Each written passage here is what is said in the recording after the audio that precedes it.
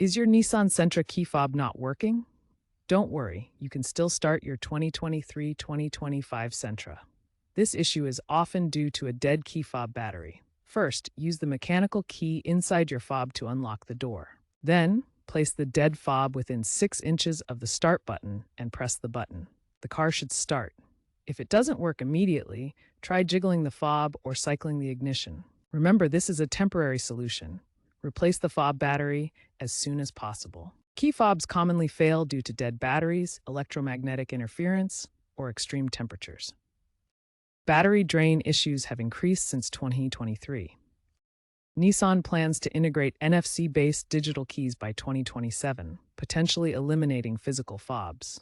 While manual fixes work in most cases, underlying car issues may require professional diagnosis.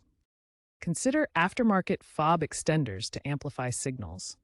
Remember to always consult a certified Nissan dealer for warranty concerns, as improper methods could void coverage or cause further issues.